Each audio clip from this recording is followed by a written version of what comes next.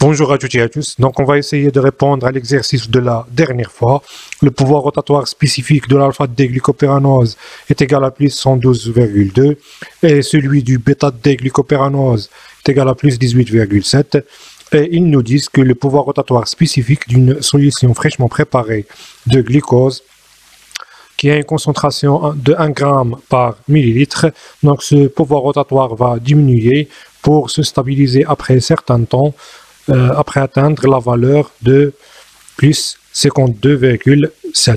Donc, expliquer ce phénomène et par la suite, il nous demande de calculer les proportions des deux formes alpha et bêta du D-glucose à l'équilibre.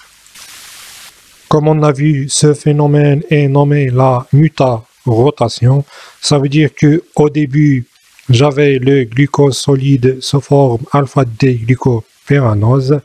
Après dissolution de cette molécule dans l'eau, elle va s'ouvrir pour donner la forme linéaire du D-glucose et par la suite, elle va se fermer pour donner le bêta-D-glycopyranose. Donc on remarque que la concentration du alpha-D-glycopyranose va diminuer et la concentration du bêta-D-glycopyranose va augmenter. Et puisque le pouvoir rotatoire spécifique du alpha-D-glycopyranose est égal à 112,2 et celui du bêta-D-glycopyranose est égal à 18,7, donc le pouvoir rotatoire va diminuer pour atteindre un équilibre et une valeur de 52,7.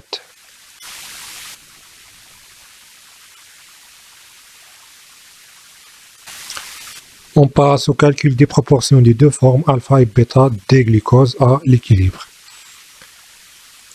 Donc pour cela, soit X la concentration massique du alpha-D-glycopyranose et Y la concentration massique du bêta-D-glycopyranose exprimée en grammes par millilitre.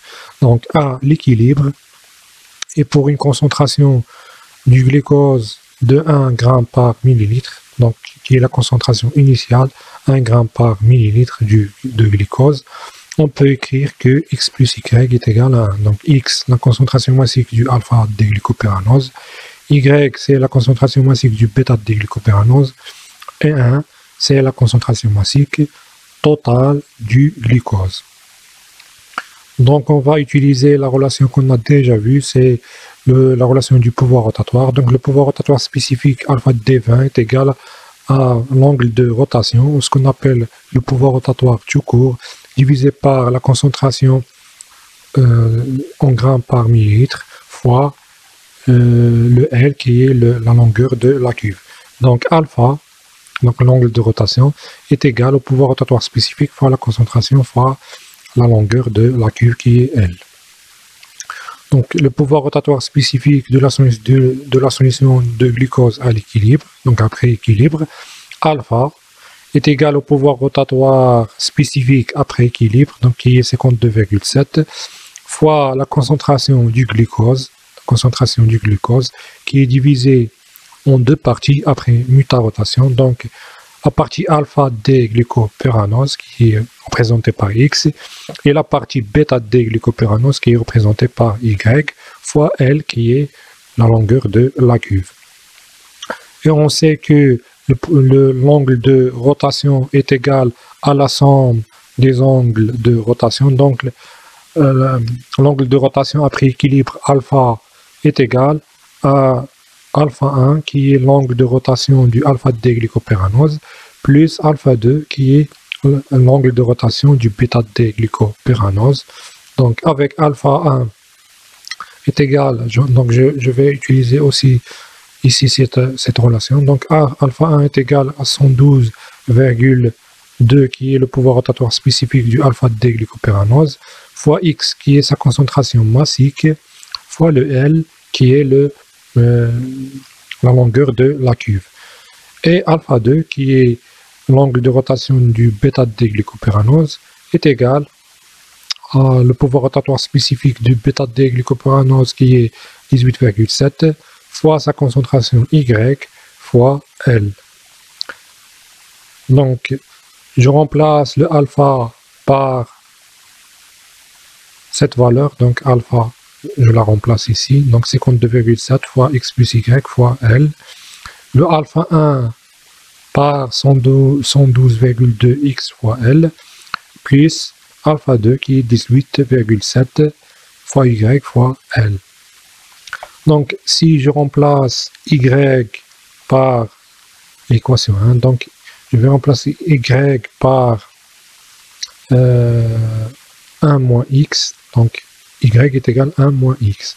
Donc, je vais remplacer ici y est égal à 1 moins x, et ici y est égal à 1 moins x. Donc, je vais obtenir que le pouvoir rotatoire spécifique après équilibre est égal à 112,2 fois x plus 18,7 fois 1 moins x est égal à x fois 112,2 moins 18,7 plus 18,7 est égal à 52, donc x est égal à 52,7 moins 18,7 divisé par 112,2 moins 18,7. D'où x, donc on va déduire x qui est égal à 0,36 grammes par millilitre et y, on va utiliser cette relation pour y, donc est égal à 0,63 grammes par millilitre. Et donc, la solution contient à l'équilibre 36,4% d'alpha D-glycopyranose et 63,6% du bêta-D-glycopyranose. Donc, il suffit ici de multiplier par 100 pour avoir les pourcentages. La réactivité de la fonction aldéhyde conduit à une hémiacétalisation intramoléculaire qui peut avoir lieu entre le carbone 1 et le carbone 5 et on obtient un hétérocycle à 6 sommets, donc un oxygène et 5 carbones, appelé forme pyranique ou pyranose, par analogie avec le noyau pyrane. Donc le noyau pyrane, 6 sommets, un oxygène et 5 carbones. 1, 2, 3, 4, 5 carbones. Donc, le cycle est entre le carbone 1 et l'oxygène du carbone 5 du déglycose par exemple. L'oxygène du carbone 5 qui va attaquer le carbone 1 de l'aldéhyde pour donner un cycle de 6 carbones. Et peut avoir lieu entre le carbone 1 et l'oxygène du carbone 5 pour donner un hétérocycle à 5 sommets, un oxygène et 4 carbones. Un oxygène, 1, 2, 3, 4 carbones. Donc le cycle est appelé furane ou furanose par analogie avec le noyau furane. Donc l'oxygène du carbone 4, c'est lui qui va attaquer le carbone de l'aldéhyde pour donner un cycle furane de 5 sommets, un oxygène et 4 carbones. En réalité, la conformation du cycle pyrane n'est pas plane et elle prend la forme bateau ou la forme chaise. Donc la forme chaise ou la forme bateau. Et la conformation la plus stable, c'est la forme chaise. Et cette conformation est encore plus stable lorsque les éléments encombrants, comme par exemple les CH2OH ou les OH, seront dans les positions dites équatoriales. Donc position équatoriale représentée par une ligne continue et les petites tirées, ce sont les positions axiales. Donc cette conformation sera encore plus stable lorsque les éléments encombrants seront en position équatoriale.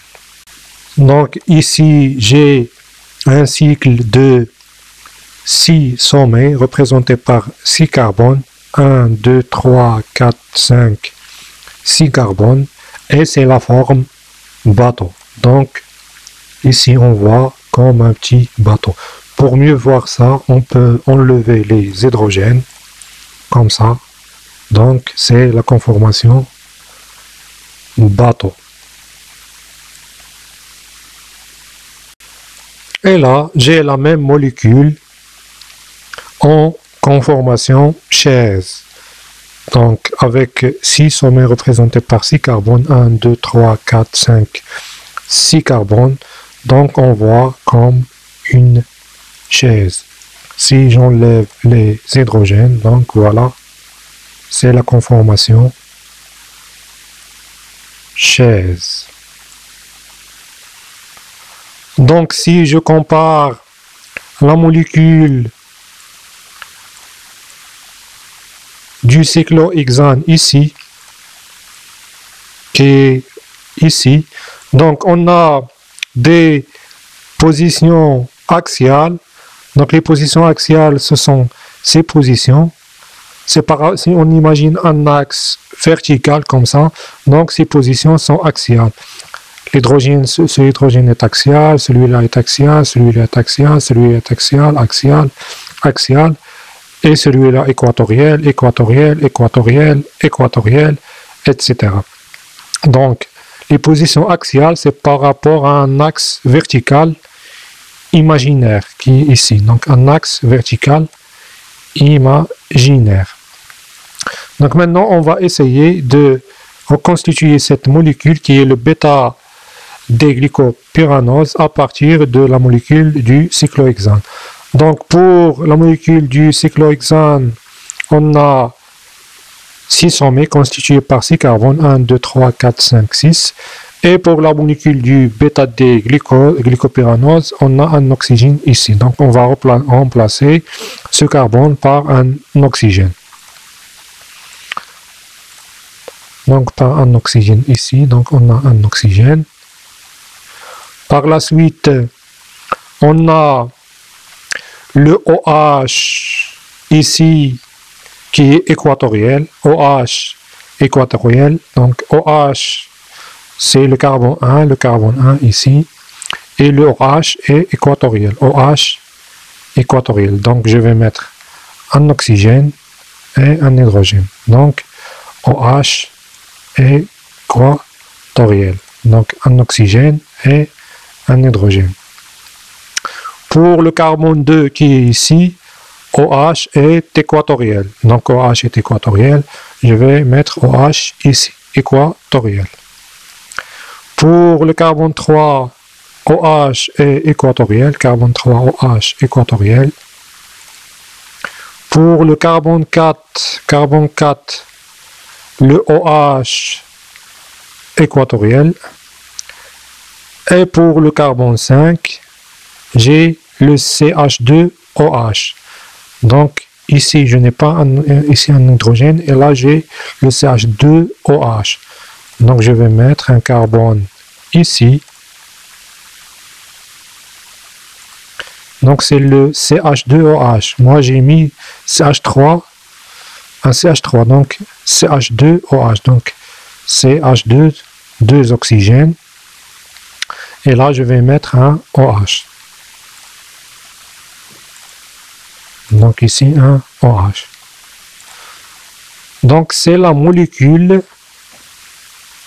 du bêta-D-glycopyranose. Bêta-D-glycopyranose. Donc, nous, quand on schématise la molécule sous forme de Haworth, on voit la molécule comme ça.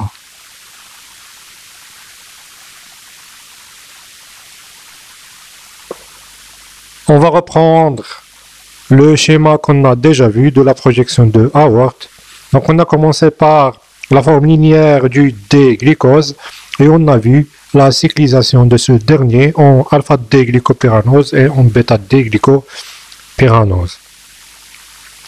Donc, si je prends la forme linéaire ici représentée du D-glycose, donc avec une liaison aldéhyde, ici c'est le carbone 1, carbone 2, carbone 3, carbone 4, carbone 5, et le carbone 6 avec un carbone, donc un CH2OH.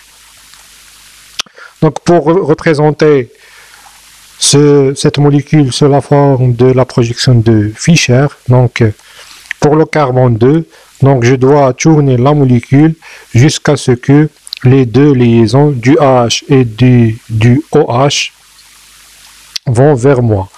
Donc c'est pas comme ça, mais comme ça. Les deux liaisons vont vers moi. Donc le OH, il est à droite, donc je vais mettre le H à droite. Et le H, il est à gauche, je vais mettre le H à gauche. Pour le carbone 3, la même chose. Je vais pas mettre le H à droite. Donc je vais tourner la molécule jusqu'à ce que les deux liaisons ici, le OH et le H, vont vers moi. Et après, je vais voir le H à gauche. Donc je vais mettre le H à gauche, H à droite, H à droite. La même chose pour le carbone 4. Donc je vais encore tourner la molécule comme ça.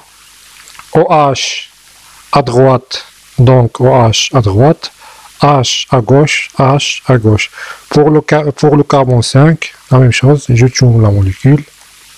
OH à droite, OH à droite, H à gauche, et le CH2OH, CH2OH, et le carbone 1 avec l'aldéhyde.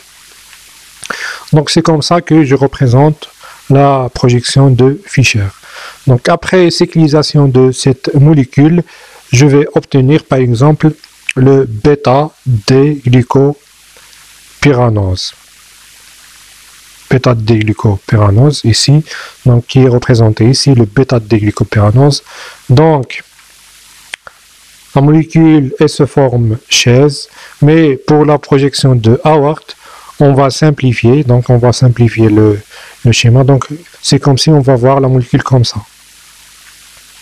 L'oxygène, un oxygène, carbone 1, carbone 1, carbone 2,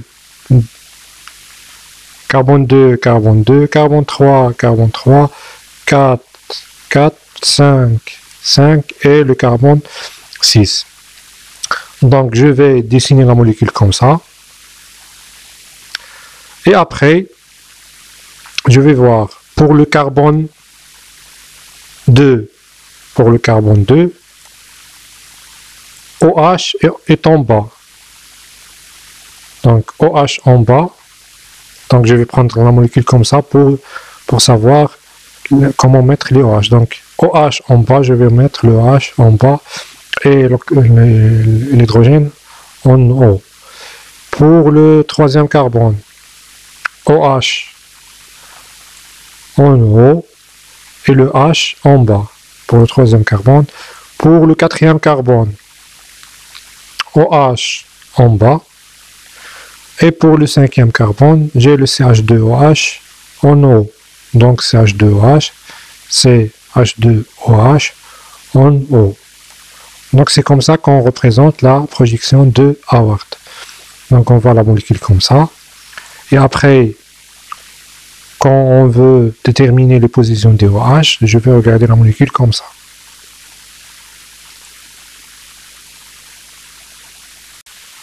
Et pour bien comprendre ces conformations, on va essayer de répondre à l'exercice suivant.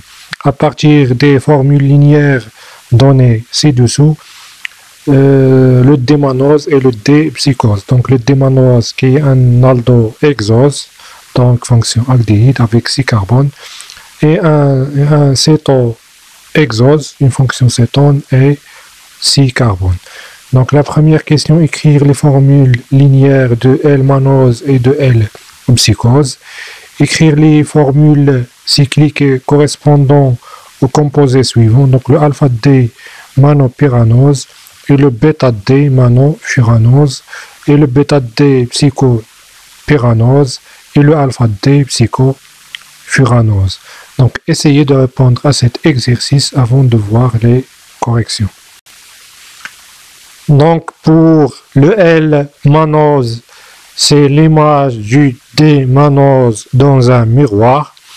Et pour le L-psychose, c'est la même chose, c'est l'image du D-psychose dans un miroir. Pour la deuxième question, il nous demande d'écrire les formules cycliques. Donc tout d'abord, on va commencer par le alpha-D manopyranose. Donc j'ai le D-manose, donc puisque c'est pyranose, c'est un cycle de 6, donc c'est le OH du carbone 5 qui va attaquer le carbone 1 pour former un cycle de 6. Donc je vais dessiner un cycle de 6. Donc je vais faire un cycle de 6 avec un oxygène ici. Après je vais voir pour le carbone 2, OH est à gauche, donc OH, OO. Pour le carbone, troisième carbone, l'OH à gauche, donc OH, OO. Pour le quatrième carbone, OH à droite, donc OH en bas. Et pour le CH2OH en haut. Et puisque c'est alpha-mano-pyranose, donc le alpha est en bas. Donc alpha-D-mano-pyranose. Pour le bêta-D-mano-pyranose, donc c'est le OH du carbone 5 qui va attaquer le carbone 1. Le OH du carbone 5, c'est lui qui va attaquer le carbone de l'aldéhyde. Donc pour former un cycle de 5. Donc 5 sommets avec un oxygène. Donc 1, 2, 3, 4, 5 sommets en oxygène. Donc ici, c'est le carbone 1, donc le carbone 1, le carbone 2, donc le carbone 2. Carbone 2, OH en haut, OH en haut. Carbone 3, OH en haut, OH en haut. Et le carbone 5, c'est lui qui va faire la liaison avec le carbone 1. Donc il me reste le COHH, donc COHH, c'est celui-là, COHH, donc c'est celui-là. Et le CH2OH, le CH2OH. Et puisque c'est bêta, donc le OH est en haut. Donc bêta-D-mano-pyranose. Pour le bêta-D-psychopyranose, donc on a le D-psychose, donc c'est le OH du carbone 6 qui va attaquer la liaison ou la fonction cétone. Donc le OH du carbone 6, c'est lui qui va attaquer la liaison ou la fonction cétone pour former un cycle de 6. Donc un cycle de 6, je vais tracer un cycle de 6 avec un oxygène. Ici par contre, ici c'était le carbone anomique, c'était le 1. Ici c'est le 2. Donc le carbone 1, elle est là. Le carbone 2, elle est là. Le carbone 3, donc le carbone 3 OH à droite. OH à droite, donc en bas. Carbone 4, OH à droite, en bas. Carbone 5, OH à droite, en bas. Et le carbone 6, c'est lui qui va faire la liaison avec le carbone 2. Donc, et puisque c'est bêta, on va mettre le OH en haut. Et il me reste CH2OH, donc c'est ce CH2OH qui est ici, CH2OH. Donc bêta-D psychopyranose. Et pour le alpha-D psychopyranose, donc c'est le OH du carbone 5 qui va attaquer la fonction cétone. Donc le OH du carbone 5 va attaquer la fonction cétone pour donner un cycle de 5. Donc un cycle de 5. Le carbone 1, le carbone 2, donc carbone 1, carbone 2. Carbone 3, OH à droite, donc en bas, carbone 3. Carbone 4, OH à droite, donc en bas. Et le carbone 5, c'est lui qui va faire la liaison avec la fonction cétone. Donc, j'aurai un OH ici qui est là. Donc CH2OH, donc CH2OH ici. Et ce CH2OH, c'est ce CH2OH. Donc celui-là, c'est celui-là. Et on a, puisque c'est alpha, donc OH en bas. Donc alpha D psychopyranose, donc OH en bas. Alpha D psychopyranose.